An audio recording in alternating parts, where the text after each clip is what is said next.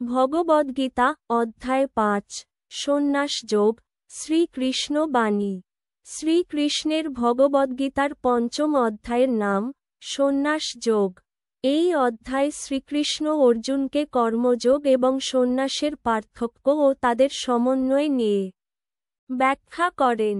অর্জুন দ্বিধাগ্রস্ত ছিলেন, তিনি বুঝতে পারছিলেন না যে কর্ম পরিত্যাগ করে সন্ন্যাস গ্রহণ করা শ্রেয় নাকি নিষ্কামভাবে কর্ম করে যাওয়া উত্তম। শ্রীকৃষ্ণ বলেন, কেবল কর্ম ত্যাগ করলেই মুক্তি লাভ হয় না।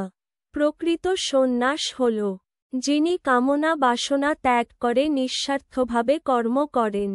এই ধরনের কর্মযোগীই প্রকৃত সন্ন্যাসী।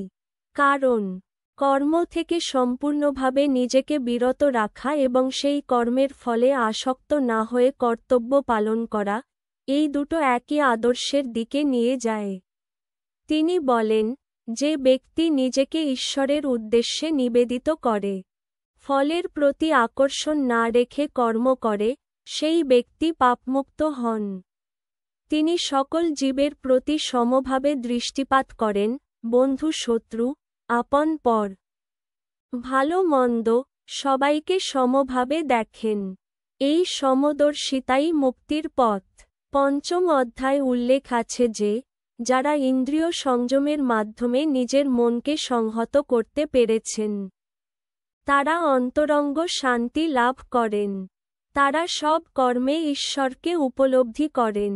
যারা মোহ, দেশ, অহংকার ত্যাগ করেছেন এবং আত্মা স্বরূপে ঈশ্বরকে উপলব্ধি করেছেন, তারা জন্ম মৃত্যুর বন্ধন থেকে মুক্ত হন। এই অধ্যায় রুক্ষ অর্থাৎ চিরন্তন আত্মার ব্যাখ্যা দেওয়া হয়েছে।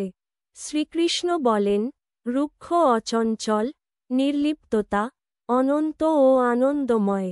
যে ব্যক্তি এই ব্রহ্মে প্রতিষ্ঠিত, তার জন্য সুখ ও দুঃখ, লাভ ও ক্ষতির মধ্যে কোনো পার্থক্য থাকে না। সেই ব্যক্তি সব কর্মে ঈশ্বরকে উপলব্ধি করে এবং তার কর্মফল ঈশ্বরের নিকট অর্পণ করে। অধ্যায়ের শেষাংশে বলা হয়, যে ব্যক্তি নিজের অন্তরে ঈশ্বরকে অনুভব করেন, তার মধ্যে চিরস্থায়ী আনন্দ বিরাজ করে। এই আনন্দ ইন্দ্রিয়গত নয়, এটি অভ্যন্তরীণ আত্মিক সুখ। এই সুখই প্রকৃত মুক্তি। পঞ্চম অধ্যায় শ্রীকৃষ্ণ কর্মযোগ ও সন্ন্যাসের মধ্যকার সত্যিকার সমন্বয় তুলে ধরেন।